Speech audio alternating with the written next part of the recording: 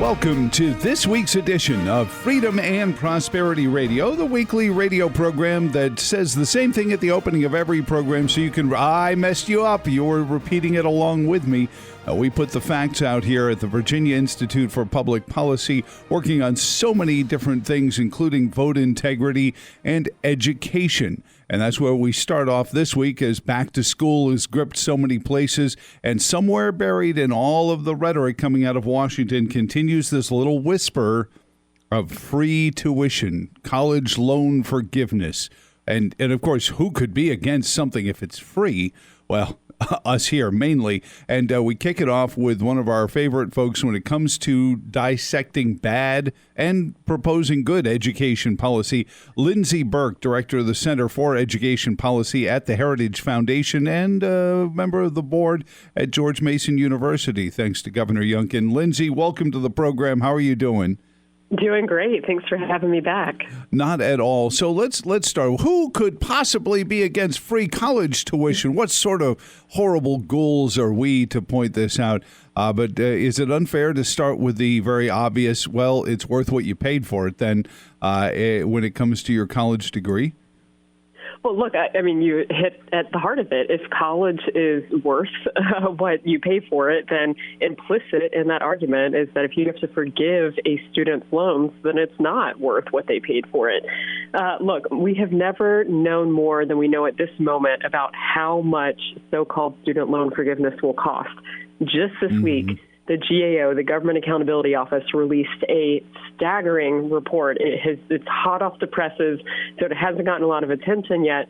But the Department of Education made a $300 billion accounting error over the cost of federal student loans. Now, set aside student loan forgiveness for a moment.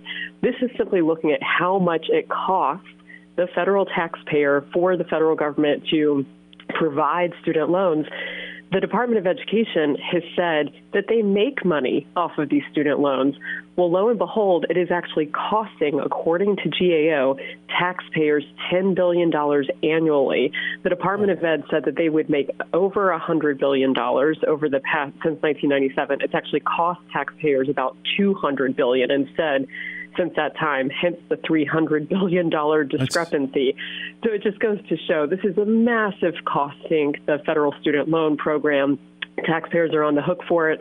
And of course, now the Biden administration wants to expand that even further to just provide blanket across the board loan forgiveness for students across the country. Well, I mean, I guess one could make the argument if the student loans are costing us that much money, forgive it and just be done with it and stop offering them. But is there going to be any investigation into where this money was, or is it just they forgot to carry a zero somewhere? Right. Is this the fruit of our mathematics? So it looks like right now that it is misaccounting, that about 61% of that miscalculation is due to bad assumptions, accounting assumptions that the Department of Education was making, that they were underestimating the percentage of borrowers who would do things like enter income-driven repayment, just generally underestimating the economic standing of borrowers, underestimating the likelihood of default, those types of things.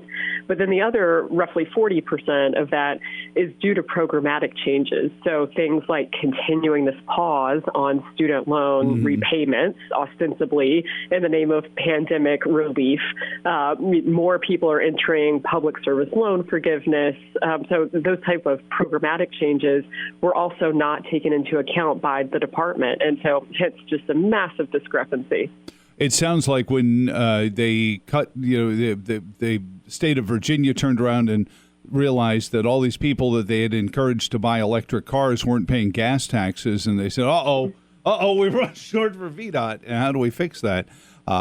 So we've got this massive flip in how much it's costing us. Not that I want the federal government turning a profit on its citizens, but this is the fruit of this idea that everyone should be going to college. Our friend Charlie Kirk at Turning Point USA just published a book called The College Scam, and I'm not saying following your dream into a graduate education isn't a good idea if that is merited for what you want to do, but is just going to college because it's the thing everyone does really, at the core of some of our problems with student loan debt? Yeah, I think that's it. I mean, for a lot of people, college is absolutely the right choice to make. If you are entering university, you are studying something that you are passionate about, it is adding to your likelihood to be able to graduate and enter the workforce in that field of chosen study. It is absolutely the right decision for a lot of people. But there are many people for whom a different decision would serve them better long term, that maybe not attending a 4-year brick and mortar college, accruing significant debt and not being able to graduate with that paper credential that you had hoped to get, and to, even if you do graduate, not be able to graduate into a particular field of study that you have studied for those individuals, not attending college, a traditional 4-year brick and mortar might have been the better choice for them. But to your point, we tell everybody that the only way to climb the ladder of upward economic mobility in America is to attend a 4-year brick and mortar college. Mm-hmm. And I think that message is a huge disservice to a lot of students across the country. Yeah, there was some, I guess, demographic efficacy thought back in the 90s when baby boomers were staying in the workforce longer, that keeping the, I guess, Gen Xers and Gen Zers in college longer would help keep jobs and keep people in the workforce. And there was this shell game of demography going on there. And did that play a role in this, that we were trying to keep the young people from entering the workforce too soon? Or is there a credentialing fixation that we're on where the technocracy of well, I can prove that I have all these postgraduate degrees, so therefore I must be qualified for something? Which one is it, or both? It really does seem to be that credential inflation piece that is playing the biggest role in this. When everybody has a degree, then an employer will look at the person without a degree and say, well, what's wrong with that person who didn't attend college?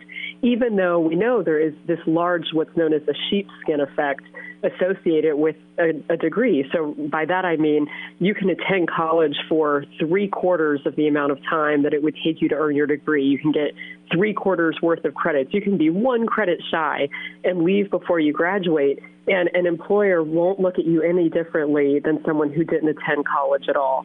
So it's that paper credential that really does put people ahead of the game in terms of employment, even though somebody who went for almost 4 years and learned, just as much as the person who actually did graduate is at a disadvantage. And so I think that sheepskin effect, the degree credentialing component of it, where everybody effectively has a degree now if you hope to enter the workforce, is really playing the biggest part of that there. And this is something that it will take employers being willing to move away from the bachelor's degree being the only proxy of employability before we will get out of this situation that we're in. But right now, that does tend to be what employers do, that they look first and foremost to see whether or not someone has a bachelor's degree, as opposed to looking at their life experiences or credentials. I will point out there's an interesting move that Governor DeSantis just made in Florida, where he has said that veterans, returning service members, can now teach in public high schools in Florida without a teaching degree, because they will now count your experience as a veteran toward those credential requirements. And so I think it's that type of really interesting and innovative policy reform that we're going to need in the states before we move away from this really ossified system that we're in.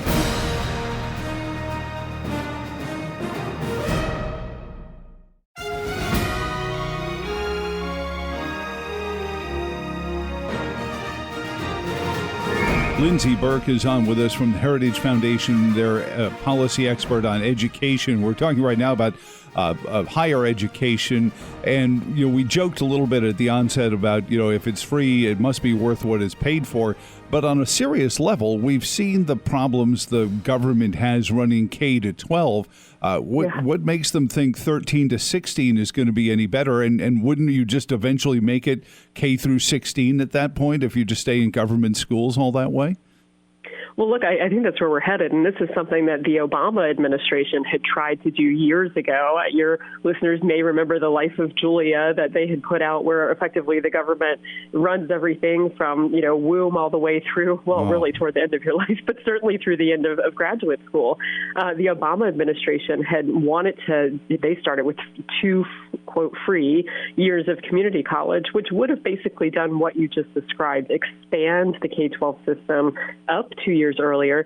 And we can think about on the early end, too, that, anytime you hear a proposal for free preschool, it's the same thing. It's, trying to bring the K-12 system down 2 years earlier, even though we know that that is not what the majority of mothers would prefer. The majority of mothers would prefer that their young children are taken care of by other family members or informal care rather than center-based care. And we also know that the real beneficiaries of these plans are the teachers' unions. I mean, that effectively would mean a public education system that runs much longer, like you said, for 16 years. And that, at the end of the day, would mean more dues-paying members for the teachers' unions. But at the detriment of our kids, because we see all this and we watch the scores, we watch the test scores coming down in the K to 12, and then even then we wind up seeing colleges. I've talked to college professors who say there's a remediation process that colleges have to spend almost a year getting their incoming freshmen up to speed on the basics that they should know coming out of high school. And you hear the same thing from employers as well, that even when you have a college graduate, there's a lot of remediation, if you will, that takes place among the employers. And so, we have huge problems with our education system, and most of that does come back to K-12, the way that it is structured, where we assign children to a public school based on where their parents can afford to buy a home. And then we require taxpayers to fund those schools. And we say you have very few options outside of your assigned government school. And so we're really at a point right now where we see two paths unfolding. You see the left push for increased spending in the K-12 sphere and to really maintain the system of government-assigned schooling that is dominated by teachers' unions. Or we see what's happening in places like Arizona, which is truly monumental, where Arizona is saying, we're no longer going to do that. We are no longer going to assign kids to government-run schools. Instead, we are going to give complete freedom to families. We are going to fund families directly and allow them, through mechanisms like education savings accounts, to select schools and learning environments that are the right fit for them, that meet the hopes and dreams and aspirations of their children. If we see more and more states go in that direction, Arizona has now done a universal education savings account. Every child who wants an ESA, every child who wants to exercise school choice will be able to moving forward now in Arizona. If we see more states move in that direction, I am truly hopeful for K-12 education, for the future of education broadly. And I think we're really close to seeing that happen. Well, it also seems to be a reverse incentive to bring down the cost of public education. If you're contributing to an education savings account for the parent to decide where their kid is going to go to school, you could certainly then say, well, of course, we're not going to spend $16,000 on it either, and just give a parent $16,000 to spend somewhere. It's going to be more competitive, so you're going to wind up seeing the cost of schools come down from these budgets. But moreover, and I think we've talked about this in the past, what really is the head scratcher about the teachers union and the power it has, almost Svengali-like, is that the teachers that I talk to continually talk about being undersupplied, understaffed, underappreciated. I'm like, well, what are you in a union for if that's not what I don't hear auto workers, on the line at Ford saying, boy, they don't give me all the stuff I need to get my job done, and I'm low paid and everything else. But that's constantly what the teachers union do for the teachers. Well, and I'll tell you what has happened. The union has said it is in the union's interest to grow the number of staff rather than grow the level of teacher pay. And so you can see this because that is more of a benefit to the union, to union leadership. You can see this in the growth in non-teaching staff over the past few decades. We are at a point now where the teacher to non-teacher ratio in district schools across the country is 1-to-1. So that means for every teacher you see in a school district, there is some non-teacher administrative counterpart in that district. And again, that accrues to the benefit of the bottom line of the union. It's more members, more dues-paying members for them. But it means that options like perhaps funneling more money into higher teacher salaries are off the table because it has to be spread across this larger number of non-teaching staff. Well, and these non-teaching staff, I mean, it's not a one-to-one dollar ratio to salaries. I've pointed to the fact that some of the counties have $100,000 six-figure salaries for their cafeteria superintendents. So, the head lunch lady is making more money than 3 teachers put together.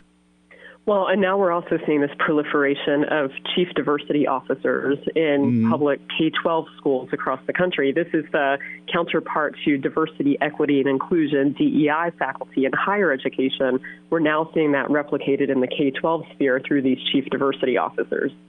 So you mentioned Arizona, and they've been sort of out there at the bleeding edge of school choice for many years now.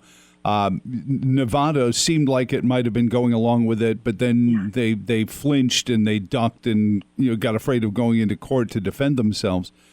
Is this something that can be exported? And is the Youngkin election, and I'm not picking on Governor Youngkin specifically on this, but the issue of parents being in charge of their kids' education. Sorry, Terry, we had to bring it up again. Is resonating with people. It is, and it's going to continue to resonate. It really started, of course, everybody knows, with the pandemic, where families were schooling at home. They could see what their children were being taught, and they did not like what they were seeing. And it started really around this idea of critical race theory. Families didn't like seeing CRT taught, and yes, it was being taught in public schools across Virginia and across the country. But I think we're going to see that momentum of parent voice and parent action continue this school year, because we still see things like CRT in schools across the country. But now we're seeing schools hide things like a child, trying to transition genders at school, hiding that they're using a different pronoun or a different name in their school. And so we still see districts not be as transparent as they should be, as they have to be, with parents in their district. And so we're going to continue, I think, to see that parent pushback, rightly so, until we have a satisfactory level of transparency around what these schools are teaching. And that is, I would add, the combination that has to take place in order for families to really reclaim education. It is a combination of radical transparency around curriculum that's being taught in school with school choice. Parents have to be able to see what schools are teaching, and they have to be able to vote with their feet when they're not satisfied.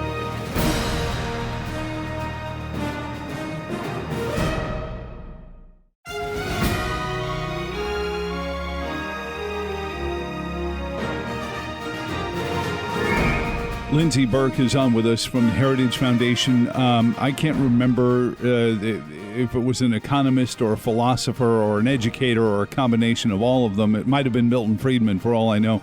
But I distinctly remember the theory that as long as you fund schools with property tax dollars, you're going to have failing schools and gentrification. And if there are two albatrosses on the American, small communities, it's both of those things. And is there a model that we can get, or is a model we can look at in the nation where they've said, no, we're not going to do that on property taxes anymore, with the mysterious assessor showing up at some point? You never meet him, but then you get a note saying, oh, yeah, your house or your business is now 25, or your car is 25% more valuable, so you owe us more money. Are there places where they do it differently? Well, look, within ESA, if you take Arizona's model, Arizona is providing 90% of what the state would have spent on a child in a public school directly to the family instead. And I emphasize state because there's no local money involved. There's no federal money involved. There's just 90% of the state per pupil funding. And that has been enough for students to select private schools, to customize their educational experience. And so that suggests to me that long term, we could think about winding down things like property taxes as the base for funding schools. That's my hope long term, that, if you look at what Arizona's done, and they're able to say the state per pupil amount is sufficient to provide students with what they need to get a quality education. So I think there is some opportunity there to think about how we better allocate revenue and whether property taxes are the right way to go. Well, choice is the whole thing, including the choice of not having to go to college if you don't need to. What about and since that's where we started, we'll bring it full circle, Lindsey, the idea of apprenticeships, and I think maybe some of this college fixation we have is the idea that we wanted to get away from a manufacturing economy. But now we see so many things, whether it be a national security issue of bringing microchip manufacturing back. We're not talking about smokestacks and giant lathes that are belching fire into the air anymore. Manufacturing is taken on a whole different level. If we can get back to that, we could even get back to apprenticeships instead of scholarships. Yeah, I think there's a real appetite right now for apprenticeship programs. We're really starting to see that heat up in the states in particular. States are doing a really good job with their state higher education revenue at giving students more flexibility to target that toward apprenticeships instead of this traditional 4-year brick-and-mortar college approach. There is a federal-state choreography that takes place with higher education financing, and we really need reform now at the federal level because the default position is saying to every student, you have easy access to federal student loans and grants if you attend a traditional college model. We need to break that up a little bit, enable students to use those existing dollars to fund things like apprenticeship options instead, and make the higher education experience much broader in how we think about what it means to obtain higher education. And I think we're slowly starting to get there. There are some reforms around the margins that are being talked about, but certainly we need much bolder reform at the federal level to make it happen. Well, I don't know if it ever becomes critical, but it's become so obvious that the voters in the United States are for this. How far behind are the policymakers in realizing that this is what the voters want? Because they seem like they're just dismissing Virginia's gubernatorial race as a blip. And I'm afraid that the policymakers, even in Virginia, are shrugging it off, saying, it wasn't really a thing. Lindsey? Well, look, there was a poll that came out last week that found that Republicans have now taken an edge over Democrats in education, which that hasn't happened in a long time. So who do parents trust? Who do students trust when it comes to education policy issues? And it turns out conservatives have now edged out the left in that regard. And so, again, I think this momentum is going to continue. I think people recognize that policy is strongest when it is set at the most local level possible, and that means the family level, and it means the level of the individual student. And so how do we get there? We fund students directly. Families, that is something that appeals to them. We give parents control and voice around the content that's taught in local schools. And then in higher education, we have to think about winding down the massive amount of federal subsidies that are provided to universities year after year with very little accountability. And unfortunately, the Biden administration is going in the opposite direction. This pause on student loan repayments ends August 31st. I think it is very likely we will see the Biden administration try to do something on student loan forgiveness before that takes into effect. Wow. At the very least, they're likely to expand the pause. So we're going to see higher education policy continue to drive up deficits nationally, but also continue to just really throw fuel on this inflationary fire of college tuition. And so I think people recognize across the board that conservatives have better answers when it comes to everything from pre-K to K-12 all the way through higher education. Well, we just have to make sure that they stay courageous enough to engage them, like the governor did in the face of all of his political consultants saying, don't go there. Don't talk about education. It's it's not our issue. And when you want to lead a group of people, represent a large group of people, you've got to be ready to deal with all of their issues, not just the ones that fit your party platform, Lindsey. And I appreciate everything you've done to help bring that about. And it's been a long, long ladder to climb. And we appreciate everything you do at the Heritage Foundation. And thanks again. We'll talk to you again very soon. Thanks for having me. And you can read some follow-up stuff at heritage.org, Lindsey's writings on fairer ways to handle student loans. Coming up next, you've heard the phrase, you've been told it's the issue that we're facing for everything. It's second to Vladimir Putin as to why everything costs more. But what is the supply chain and why has it become such an issue for you? Scott Linicombe is going to get into that, Director of General Economics at the Stiefel Center for Trade Policy Studies, next on Freedom and Prosperity Radio.